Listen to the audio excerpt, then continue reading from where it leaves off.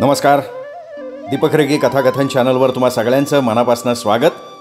तुम्ही ऐकताय प्राध्यापक व बा बोधे यांची गुलाबी पेरू ही कादंबरी आणि आज भाग 5. ओठातलं रक्त पुसत चाचाजी घरात आला. पिशवीतली नवी कोरी छापील साडी काढून निगारच्या हातावर ठेवत म्हणाला, अगं पोरी, तुझ्यासाठी जगतोय मी. माझं कोणी नाही ग, माझं कोणी नाही बघ. असं म्हणत तो तिथे बसला आणि बारक्या पोरासारखा रडायलाच लागला. मी हळूच वाट काढत थोबाड सांभाळत सटकलो. 2-3 दिवस निगार अंथरुणाला खेळून होती. चाचाजी रात्रंदिवस घरात बसलेला, पोरीची काळजी वाहत असलेला. कुणाला आत येऊ द्यायचा नाही. सारखा पान खायचा, दाढी कुरवळत सगळ्यांना शिव्या देत त्यांच्या नावावर पचापचा थुंकत बसायचा. डोळे फिरवत म्हणायचा, अरे दुनिया गेली जन्ममध्ये, आमच्या घरात आम्ही सम्राट, बाकी सगळे येडेत येडे. संदर्भ शून्य बडबड हे चाच्याचं वैशिष्ट्य. आमच्या घरात आवाज येईल असा आवाज चढवून बोलायचा. उजव्या हाताची मूठ डाव्या हातावर आपटत चाचीला काहीतरी प्रश्न ठासून विचारायचा. निगारच्या पाठीवर, कपाळावर, केसांवर हात फिरवत म्हणायचा, बेटी रोना नहीं, रोना नहीं. जो कुछ हुआ मुझे कह दे, हर एक हरामजादे को लंबा करता हूं मैं. मी दारात वांग्याच्या कालवणासाठी शेंगा फोडत बसलो होतो तर माझ्याकडे बोट दाखवत आत बघत म्हणाला, निगार, या अक्करमाशानं वाशानं तर नाही ना तुझी छेड काढली? पैसा आहे तो बता दे मेरे को. आत्ता भाडव्याला बकरं उलगडल्यावाने उलगडतो. जेव्हा बघाव तेव्हा हायच आमच्या घरात. इथं काय मलिद आहे का रे? तोंड बघा, कावळ्याच्या पका उगावल्यावाने काळ मिसकुट उंदीर साला माझ्या पोरी मन घालतोय. गेलो उठून घरात. आता काय बोलायचं या म्हाताऱ्यापुढे? हा झोपला म्हणजे डोक्यात धोंडा घालून मारायला पाहिजे याला. अंधारात याला साप चावला पाहिजे. घर पडून त्याच्या खाली चेंगरून मिळाला पाहिजे. दारूच्या गुत्त्यावर बाटलीने मस्तक फोडलं पाहिजे. 1000 विचार माझ्या इवलेच्या डोक्यात खुडबुडायचे. नाही म्हटलं तरी चाच्याची भीती वाटायची. माझी आई म्हणायची, अरे तो माणूस नाही, खवीस आहे खवीस, सावध राहा.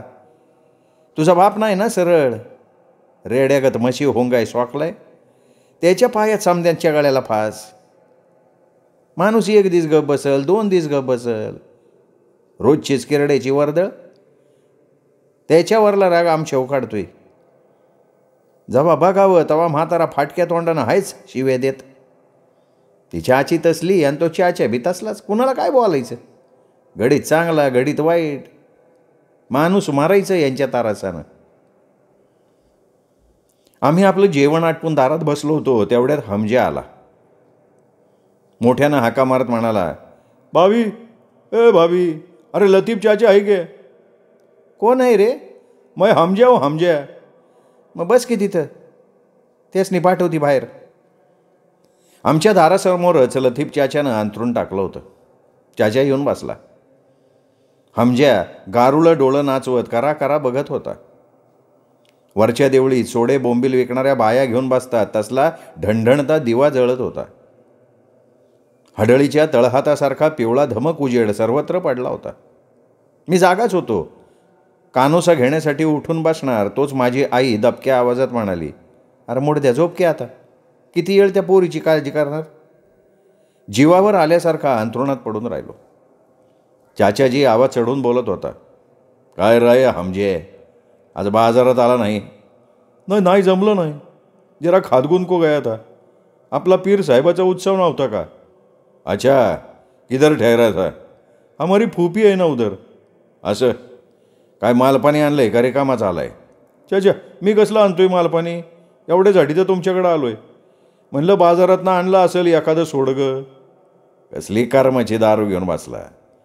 घरात पोरगी आजारी आहे. काय होतंय काय तिला? तापळली जरा. हमजा उठला, पटकन आत गेला, 1 मिनिटात बाहेर आला. अरे बापरे, बहुत बुखार है उसको. कुछ दवा पाणी असं विचारत त्यांनी कानातली बिडी काढली, दिव्यावर पेटवली. एक हात कमरेवर देऊन लांब लचक झुरका मारला. अरे चाचाजी, मी काय म्हणतोय. बस खाली बस. मनाला वाटलं नको दवा पाणी सबब नाही केला. का पैशाची अडचण आहे का. गबे, काय पैशाचं बोलतो तू. आज 200 रुपयाच्या फळ्या ऐकलेत. बरंच दिस धूळ खात पडलेला आंबाचा वाडका न्याला होता बाजारात. आपल्याला झाला काय कमी नाही. मग दवा पाणी करायला पाहिजे ना पोरीला. अमजा साला तू 2 बेटे का बाप है, लेकिन अभी तक बच्चे है. बोला बाला बच्चे. चाचाजीनं आपला अवघडलेला उजवा पाय पसरला. एक सणसणीत जांभई दिली.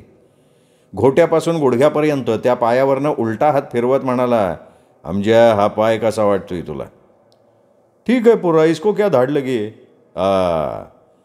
10 बरस के पहिले असाच एकदा राज्याला वाटली मारून तालुक्याकडनं गावाकडे येत होतो. ठ्याच कळलो अंधारात. राबदिशी पडलो. बोर्डभर लांबीचा अनकुचीदार दगड घुसला की नडगीत. मावसा पावतर बेडला. आलो घरी तसाच रक्त गळतच होतं. 4 दिवस पाय बांधून गावभर हिरलो. एकाएकी पाय सुजला, ठणका वाढला, चालणं बी मुश्किल झालं. टाच टेकस्तवर रांगभर इंगळ्या भनभनायचे. मग काय केलं काय.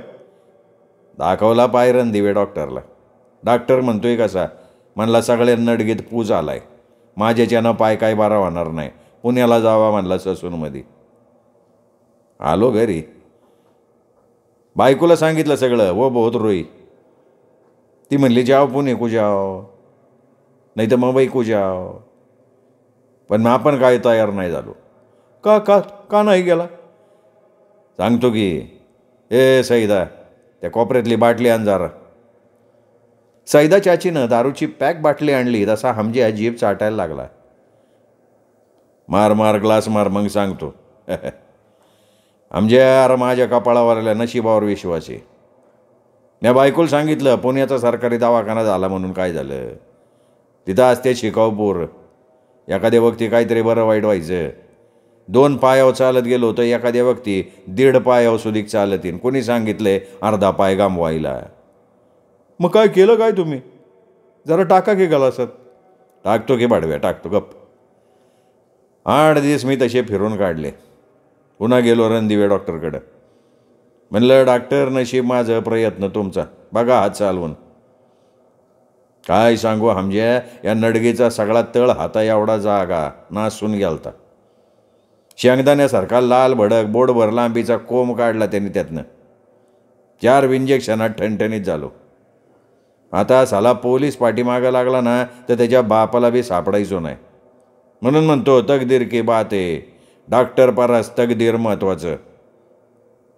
क्यों और मारेगा का एक गिलास. आता तेवढ्यासाठी तर आलोय ना. दोघे जण बराच वेळ बडबडत होते. माझा डोळा केव्हा लागला समजलंच नाही. निगारसाठी मी मुद्दाम शाळा बुडवली.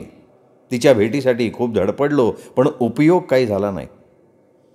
हरामखोर चाचाजी रखवालदारासारखा दारात बसून होता. पेंगला तरी काठीवरचा हात ढिल्ला होत नव्हता. हा तिढा सोडवावा कसा हेच समजत नव्हतं. जाम वैतागलो होतो.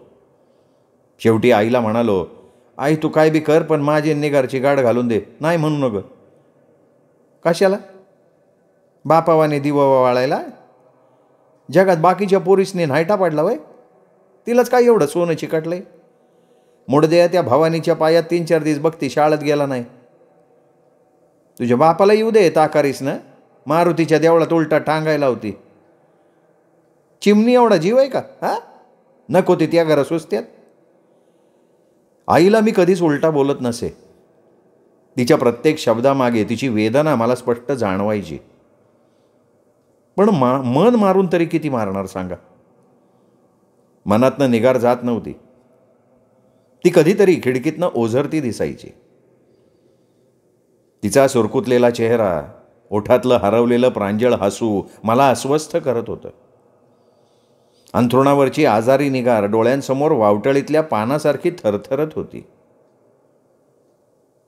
जेवणावरची वासनाच मरून गेली होती. भाकरी बघितली की उमासल्यासारखं व्हायचं. नुसतं पाणी प्यावं आणि गपगार पडून राहावं असं वाटायचं. आई खूप चिडायची. मुडद्या सगळं बापाचं गुण घेऊन कसं जलमला सर असं म्हणायची. मी कुणाकडे लक्ष देत नव्हतो. माझ्या विचारांच्या तंद्रीत भरकटत होतो. सारखा आढ्याकडे बघत विचार करत बसायचो, डोळे गाळायचो.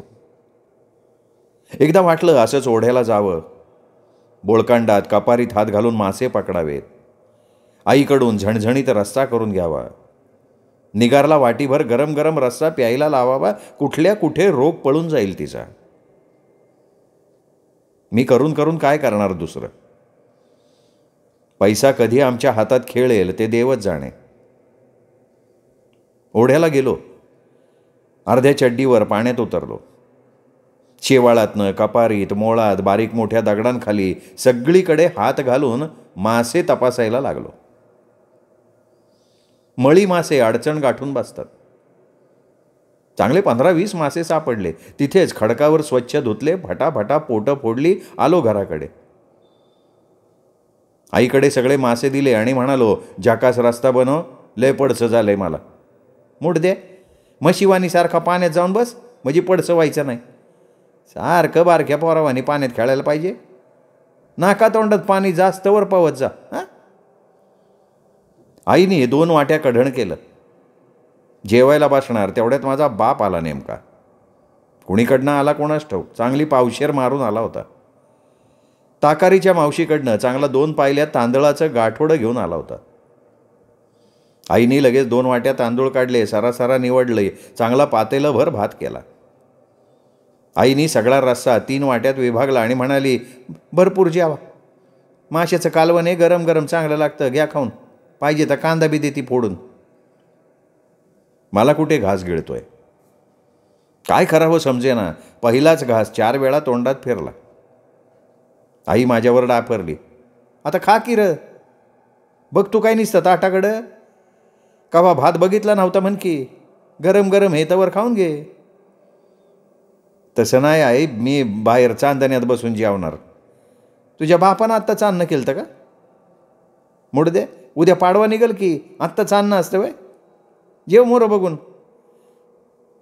पण मला जेवायचं असं अंधारात तर. मीही बोलणं ताणलं. मस्तकात दारू भिजली होती, त्यामुळे बापाच्या तोंडातनं ती बोलली, जेव जेव, जा बाहेर जाऊन जेव, बाहेर अंगणात जेव, नाही तर तिकडं 5 विद्यात जाऊन जेव. कावा सुधारणार कोणाला माहिती. पितळीतल्या गरम भातावर रश्श्याची वाटी ठेवली, तसाच बाहेर आलो.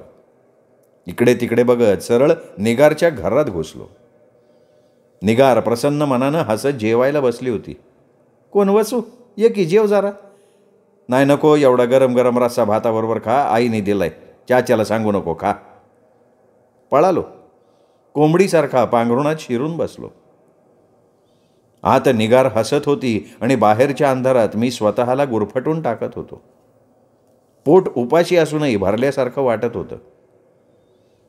हळूहळू निगार डोळ्यात उतरली, काळजाच्या तळापर्यंत जाऊन बसली. दुसऱ्या दिवशी घराच्या आडोशाला आंघोळ करताना मी निगारला बघितलं. गोरपान केतकीसारखं मोहरलेलं अंग, अंगावरनं ओघळणारं पाणीही त्या स्पर्शानं लाजत होतं. चोरून बघणं कसं तरीच वाटलं, तरीही पाहत राहिलो. आता ती पातळ कशी नेसते ते मला बघायचं होतं. पण पोर मोठी चतुर. दगडावरच्या पातळाला हात लावण्याआधी तिने इकडे तिकडे बघितलं आणि नेमका मी दिसलो. तिच्या तोंडावर फुललेली लाज माझ्या नजरेतनं निसटली नाही. तसाच पावलं उचलत पुढे सरकलो. मी ओढ्यात धुतलेला शर्ट वाऱ्यावर वाळवत उघड्याच अंगानं घराकडे येत होतो. तोच खिडकीत उभी असलेली निगार दिसली. शांत उभी होती. हातातल्या वाटीतले खारे दाणे कबुतरासारखे पटापट खात होती. मी काही म्हणायच्या आत ती म्हणाली, ये वसू, इथं राव. काय ग, कालचं जेवण आवडलं, तू खाल्लं का? हा. तब्येत कशी? बरी आता. ताप उतरला? हा, उतरला, 2 दिवस झाले. मग या घराच्या पिंजऱ्यात किती दिवस राहणार? मरेपर्यंत. म्हणजे? पिताजी म्हणतात आता शाळा बंद. आणि चाची? ती तर मागच म्हणत होती, स्कूल पडणे से क्या फायदा, रिकाम्या चाकरा. बोल आता. नाही तुझं मत काय? नुसती हसू न ग, खरं खरं सांग. सांगू? वसू, शाळा सोडायचा निर्णय मीच घेतलाय. काय म्हणती? अरे या दचकण्यासारखं काय आहे? अरे शाळा म्हणजे नालायकाचा भटारखाना, तिथं जायला सुद्धा मी मागत नाही. अगं पण का? अरे वसू, त्या दिवशी न लवडे सरांनी माझा हात दाबला. पहिले येळी ग बसले, पण शेवटच्या तासाला सगळं हायस्कूल ग्राउंडवर गेलं तर मी आणि ती गोसावीची अंजू बसलो होतो लेडीज रूममध्ये. तर त्या नालायकानं अंजूला सिगरेट आणायला दुकानात पाठवली आणि मला एकटे गाठून अंगाशी झाटायला लागला.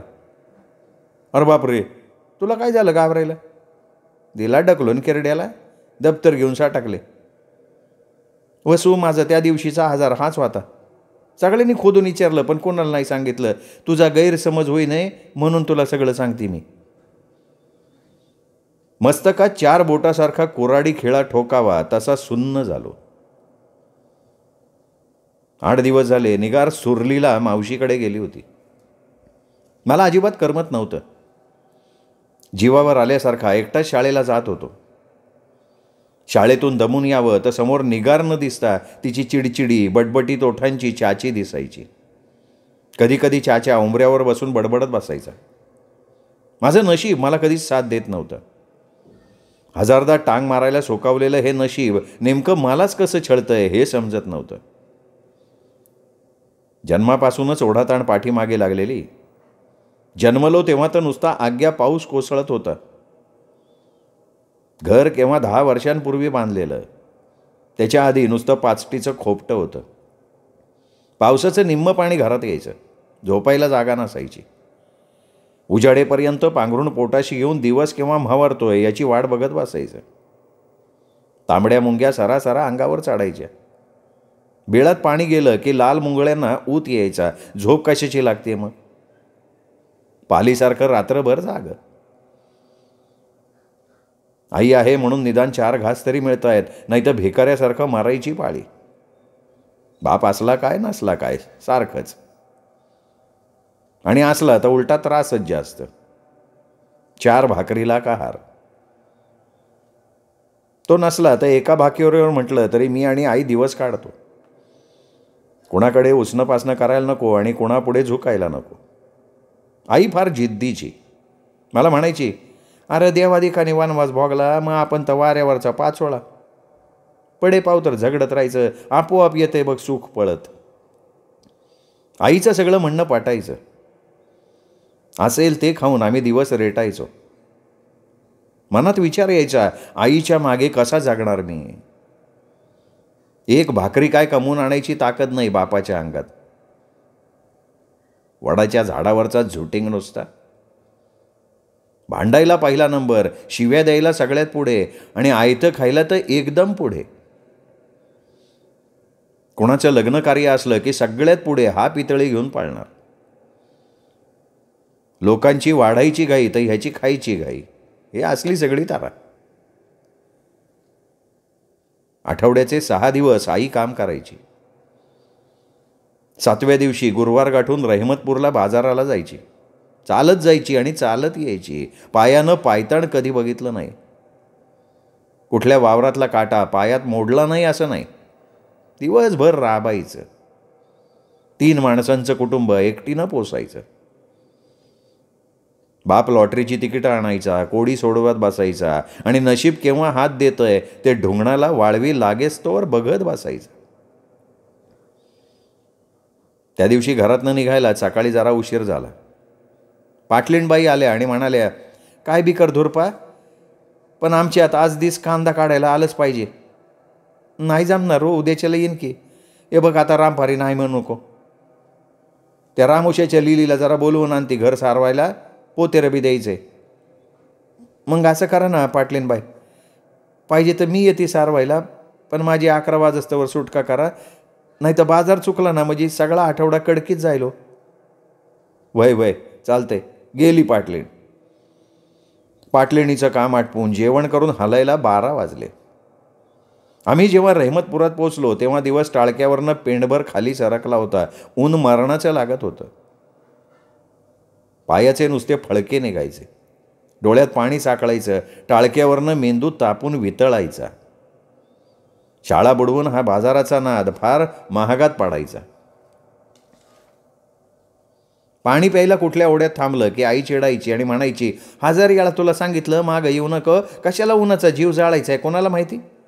घरी सावलीला बसून बुकं वाचली असती तर बिघडला असतो वे. शेरडं बांधून पडल्या दारात, नेले असतील की तात्याने. तर तुझा बाप एवढा गुन्हाचा आहे वय, फिरत असेल कुठंतरी चाकाटे पिटत. आईनं सरासरा बाजार उरकायला सुरुवात केली. पहिल्यांदा ती गुजराच्या हिरव्या दुकानात शिरली. पाटलिणीनं दिलेल्या रुपयाच्या तांबड्या मिरच्या घेतल्या. माझ्यासाठी लसूण छाप मिसरीची पुडी घेतली. बाजाराच्या कोपऱ्यावर 3 रुपयांची बाजरी घेतली. आई, लय दिवस झालं मटण नाही, घेऊया का. तशी आई वस्कन ओरडली, कसलं मटण खातो रे मुडद्या, मुलखाचं महाग झालंय. आता हा खडात आपलं बोकाड कापून तवा ठेवीन चांगला अर्धा किलो. चल त्या बाजूला चांगलं बोंबील मिळतात. बोंबील घेतले. एक 10 पैसेवाले लिंबूही घेतलं. मोठे बटाटे महाग असतात. आईनं चांगला बोर बटाटा निवडला. बारक्या चिंगळ्या आगबन खायला खूप मज्जा. वांगी ही अर्धा किलो घेतली. लसणाचा 4 आणेवाला ढीग घेतला. कांदेही ढिगावर बरे मिळाले. बापाची टोपी फाटली होती, त्याच्यासाठी टोपी घेतली जुन्या बाजारातनं. मनात म्हटलं आईने स्वतःला काहीतरी घ्यावं, पण कुठली घेते ती. दंडात फाटलेल्या चोळीचा कोपरा खाली लोंबत होता. वर्ष झालं एकच खण वापरतीये. सगळा बाजार आटोपून आम्ही जुन्या पुलावर आलो. तिथे आईला उभी करून मी लघवीला गेलो. माघारी येऊन बघतोय तर कुठं आहे आई. ही गेली कुठे. एवढ्या गर्दीत हिला हुडकायची कुठे. तेवढ्यात आईनंच हाक मारली. दुकानाच्या फळीजवळ सावलीचा कोपरा गाठून आई एका बाईबरोबर बोलत बसली होती. पाठमोरी कोणीतरी पोरगी शेजारीच उभी होती. पुढे होऊन बघतोय तर निगार. 4 बोटांची निळी किनार असलेलं लालबुंद पातळ नवकोर, नाकात बारीक हिरव्या खड्याची चमकी. खरं तर निगार ओळखूच येत नव्हती. सहज माझं स्वतःकडे लक्ष गेलं. गिरणीतला कामगार तरी बारा. अरे निगार, तू इकडं कोणीकडं. अरे बाजारला. अन सुरलीस नकावा आली. आत्ताच की. एकटीच. ही काय मावशी पण आली की. तिथं बसून काय करायचं, अजिबात कर म्हणा. मावशीला म्हणलं मला पाठीवर रहमतपूरच्या बाजारात. गावाकडचं कोणी बी भेटलं ओळखीचं तर गावाकडं जाईन म्हणून आले. अन कापडं कोणी काकानं घेतली का. नाही परवा मामा आलता म्हैसनं त्यांनी आणली. लय शिर म्हणते माझा मामा. मी एकदा निगारकडे बघितलं आणि पुन्हा तिच्या मावशीकडे. भदाड्या तोंडाची म्हैस नुसती. जिभेवर पानाचा तोबरा, कानात बोटबोट लांबीच्या बुगड्या, टाळक्यावरचा पदर पूर्ण बोंबललेला. सारखी करा करा कुठेही खाजवायची. माझ्याकडे बघत म्हणाली, यो कोणाचा पोरगा. माझाच की. हत्त ग बाया, चांगला वाढलाय की शिवरीवानी. टाका आता लगीन करून, कशाला ठेवलं हे जून दोडका. नवरेसने हाय का तोटा. माझी आई हसली आणि म्हणाली, अजून लहान आहे पोर, शाळा शिकतंय. आणि आमची परिस्थिती बघताय की तुम्ही. दिसाला दगड मारताना काळीच घाशात येतंय. तुम्हाला निदान ममईवाल्या भावाचा तरी आधार आहे, आम्हाला काय. हिरीच्या चाकावरनं तुटलेल्या मोठवानी आमची तारा. सुनला आणखीन कावा सांभाळू. मी सगळं कान देऊन ऐकत होतो. मध्येच मावशी आठवल्यासारखं करत म्हणाली, बरं का धुरपी बाय, आता निगारची शादी जमवत आणली म्या. काय म्हणताय. त्यासाठी तर नेली होती तिला सुरलीला. काय ग निगार. निगारसुद्धा लाजली. मी मात्र मुंडकं दगडाखाली सापडल्यासारखा आचकलो. मला ते खरं वाटे ना. निगारच्या लग्नाची साधी कल्पनाही सहन होईना. तेवढ्यात मावशी म्हणाली, पोरगा आलाय आज बाजारला, दाखवते तुम्हाला. अक्षी निगारला बी ओझवा ठरल. त्या आईला त्या पोराच्या बडवं कसलंय कोणाला माहिती. असं वाटलं की पळावं, जोरात धावत सुटावं, घर गाठावं आणि दार लावून घेऊन आत मनसोक्त रडावं. साऱ्या दुनियेच्या नावानं आंघोळ करून रिकामं व्हावं, नाहीतर ढेकणाचं औषध तरी प्यावं. बचके एवढे टोळ पोतं भरून आणावे. पहिला मावशीच्या टाळक्यात घालावा आणि दुसरा त्या पोराच्या. राहिलेले निगारच्या घरावर फेकावे. आईनी दंडाला धरून गादा गादा हलवलं. अरे चल की आता, कसला विचार करतो? मी जरा झाडेसनं जाऊन येतो, तू चल मोरं एस टी स्टँड मी येतो मागणं. जाऊन ओढ्यातल्या खडकावर चांगला 1.5 तास बसलो. दिवस मावळायला लागला तसा उठलो. नुसताच विचार केला, आई आता काय म्हणेल ह्या विचारात घाबरून उठलो. माझी वाट बघून बघून आई कंटाळली होती. मला बघून अशी तडकली म्हणता. भोवती 1000 माणूस वाहनांची वाट बघत बसलंय हे ती विसरली. उलट तिथला दगड घेऊन माझ्या अंगावर येत म्हणली, तुझ्या किरडीचा बांबू निखाळला, तुझा ढॉवर जाळला, मुड दे. किती वेळ झाला वाड्याला जाऊन बसला? आत्ता पाहू तर 4 गाड्या गेल्या. आता केव्हा मिळणार गाडी? कडूस तर हितच पडलं. आता गेल्यावर तुझा बा मला फाडून खाईन. तुकडा मिळाय सांचे 10 वाजतीन. निगारही होती आईच्या बरोबर. तिच्या मावशीनं गावापर्यंत आमच्या आईला सोबत करायला सांगितलं होतं. पण हा सगळा प्रकार बघून निगार पण चमकली असावी. हातातल्या 2 पिशव्या बाकड्यावर टेकवून ती उभी होती. काय काय घेऊन आली होती कोणाला माहिती. तिच्या अंगावरचं वैभव सगळ्या स्टँडवर चमकत होतं. तरणी पोरं टवकारून बघत होती. गाडी मिळायची चिन्ह दिसेना तशी आई म्हणाली, आता चला चालत तासाभरात गाठू गाव. आता मी येलो. कलम ठार झालो. केवढ्याला पाडला हा बाजार. घर सोडल्यापासनं काही खाल्लं सुद्धा नाही आहे. मनात मी कसला तरी विचार करत होतो तोवर आईनं माझ्या हातातली बाजाराची पिशवी ओढून घेतली आणि म्हणाली, या पोरीच्या हातातल्या 2 पिशव्या खांद्यावर घे, तिला चालू दे रिकामी. 4 महिन्यात जाईल लगीन होऊन, मग कशाला येते ती आपल्याला त्रास द्यायला? आधीच तिचा जीव चिवळावानी लहान, त्यात 20 किलोचा बोजा, पोरगी मरल नाही तर काय? कॅप्टन भोसल्याचं रान ओलांडलं तेव्हा गुडूप काळोख झाला होता. समोरचं काही दिसत नव्हतं.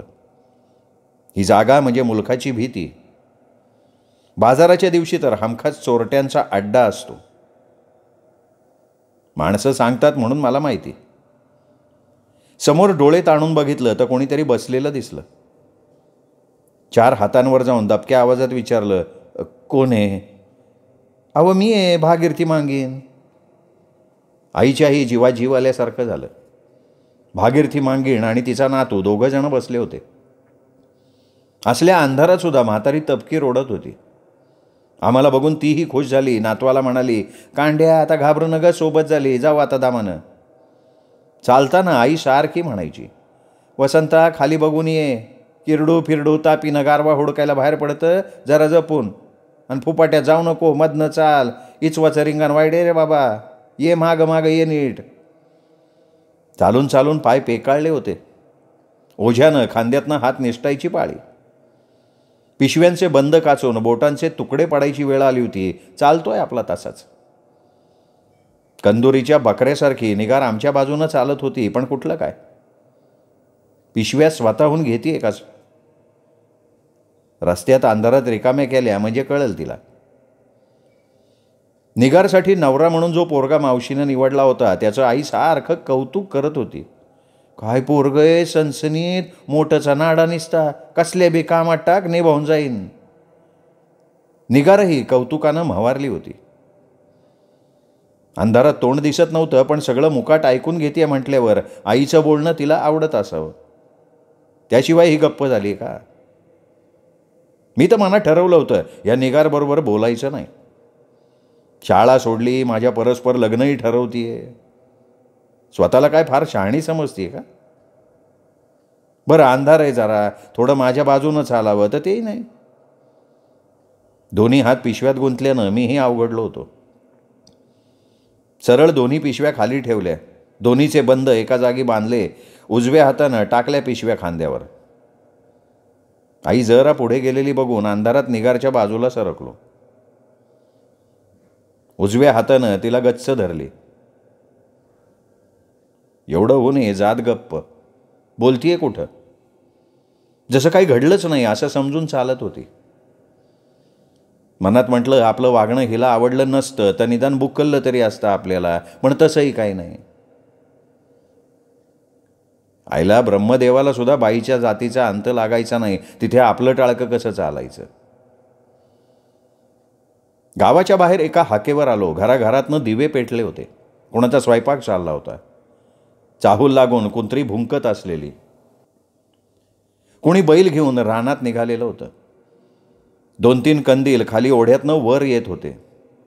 मी इकडे अवघडलेल्या पिशव्या दुसऱ्या खांद्यावर घेतल्या. तवर आई ओरडली, अगं आय ग, काहीतरी चावलं ग. कशाचं काय? माझ्या अंगातनंच वारं गेलं. निगारच्या पिशव्या वरनं खाली टाकल्या. आई बोटाला धरून तिथेच बसली होती. तशी भागीरथी मांगीण म्हणाली, अहो ताईसाहेब इकडं हुगड्या या, साप बीप असला तर आणखीन कोणाला तरी डासायचा. मी आणि निगारनं आईला एका बाजूला आणलं. ओढ्यातले कंदील आता गावापर्यंत आले होते.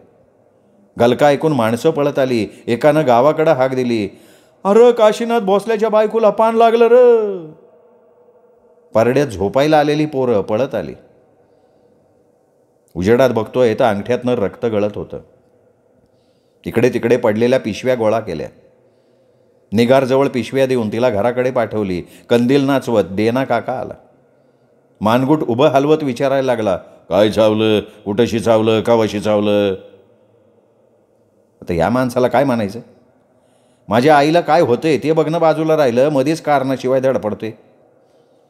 दोघं तिघं कंदील नाचवत जनावर कुठं दिसतंय का ते बघायला लागली. जनावर कुठलं दिसायला? ते कधीच सटकलं असणार. दोघा तिघांनी आईला मारुतीच्या देवळाकडे चालवली. माझ्या सगळ्या अंगालाच घाम फुटला होता. चांगली 50-60 माणसं आली होती, पण त्यात बाप काही दिसत नव्हता. म्हटलं घरी जाऊन बघावं म्हणून घराकडे पळालो. घडलेली सगळी हकीकत सांगितली तर बाप माझ्यावरच खेकासला. पान लागस तर एवढा अंधार करायचा कशाला? टवळीला तर ते समजनावे. बायको नाही ती मर्याईचा गाडा आहे, मर्याईचा गाडा. इथं मला मरण्याची भूक लागली आणि ही आली साप चावून. काय म्हणायचं आता या बापाला? जरा आणखीन टणक असतो ना तर भडव्याला उलटा टांगून चोपला असता. तसाच पळत देवळाकडे आलो. आईला देवळाच्या बाहेर बसवली होती. मारुती ब्रह्मचारी. त्याला म्हणे बाईचा वारा सहन होत नाही. अर्ध गाव जमलं होतं. आईच्या तोंडाला सारखा फेस यायचा. मला रडू आवरत नव्हतं. लिंबाचा पाला दिला, मिरची दिली, तरी ती तोंडात घालायला तयार नाही. मांत्रिक गडबडून गेला होता. हळूहळू आईने डोळे मिटले, मान टाकली. छाती फुटल्यासारखा मी बोंबलायला लागलो. माणसं माझी समजूत घालायला लागली. अरे रडू नग पोरा, तिचा शेर भरला, त्याला कोण काय करणार. जरा वेळानं माझा बापही आला. रडायचं म्हणून रडत होता. लतीफ चाचाही कधी नव्हे ते चांगलं बोलत होता. मी पहिल्यांदाच एवढा रडलो. आपण काहीतरी हरवून बसलो ही भयानक जाणीव अंगावर अजगरासारखी पसरत होती. गाढ झोपेत असताना वादळानं डोक्यावरचं छप्पर वर आभाळात उडवावं आणि सगळा प्रकार बघून झोपणाऱ्याची झोप उडावी, तशी माझी अवस्था झाली होती.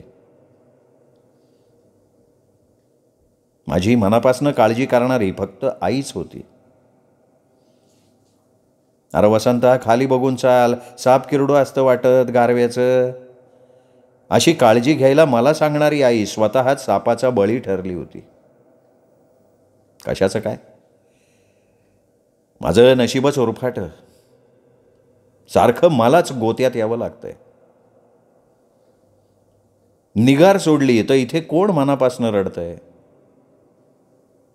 सगळं तोंड देखलं विव्हळणं. चला, ह्या जगात माणसांच्या आश्रयाशिवाय जगता आलं असतं तर किती बरं झालं असतं. मंडळी, इथे हा भाग संपला. पुढचा भाग उद्या. तोपर्यंत नमस्कार.